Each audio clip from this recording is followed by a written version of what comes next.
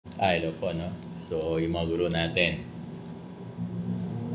clamoring still for 7,000 medical allowance. Tingnan natin, ang April meron pa namang, ano ngayon, 23. So, 7 days more to go. Yung mga meron na ba? Parang meron. Di ba sinasabi ko, hindi ko lang alam kung nadagdagan na yung division na meron na. Ano? So mag-update kayo dear teachers kung meron na kayo medical allowance. Kasi sa pagkakaunawa ko ay this April. Sa pagkakaunawa ni Sir Bob. Hindi ito official statement ng DepEd nor ng division nyo. Parang narelay lang sa akin na this April may bibigay yung mga medical allowance. Tignan muna natin. Hindi ko yung binibigyan ng false hope. Ano lang to, mga info lang. Kaya we will check. Meron na bang nabigyan ng medical allowance kahapon? Ngayon, check nyo. So, meron pang 7 days ang April. Kasi sabi, this April ay mabibigay na yung medical allowance. So, antayin lang natin. Kasi, talaga namang ang sabi, no, ang reason ng mga division office, talagang wala pa yung budget. Kaya hindi sila makapagbigay. Yes, posible. Kasi aanhin naman nila yung budget kung pagtatagalin pa, di ba? Tingin ko kapag dumating na yan, i-release din. Pag dumating ngayon, kinabukasan din yan eh. Ganun kabilis naman ng mga division. Sana pag dumating, huwag nang pagtagalin ng mga division office, no? Pag dumating na yung budget nila sa medical, huwag nang pagtagalin, ibigay kagad sa mga guro. Kasi yung mga guro, galit na. Huwag magalit, be patient. Lalo ngayon mainit, mahirap ma-stress. Ano? Lalo na yung mga nagme-maintenance, napakahirap may stress, no? Ako nagme-maintenance din ako, mahirap din ma-stress. Oo.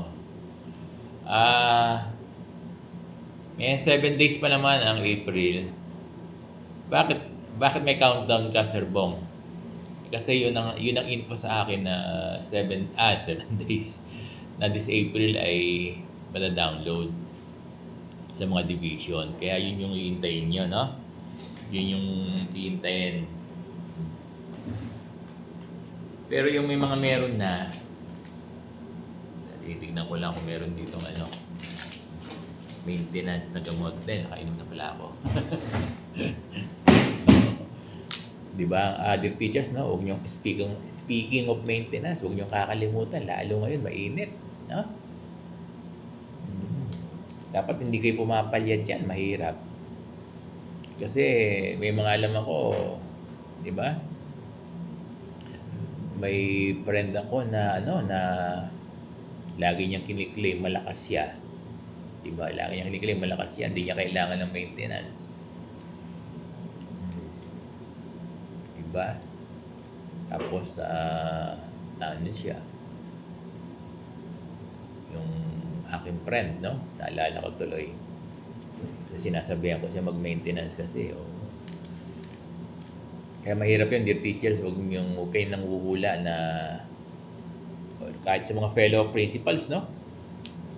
Huwag kayo nanghuhula na hindi kayo high blood, na wala kayong hypertension. Kasi sa age natin, meron na yan.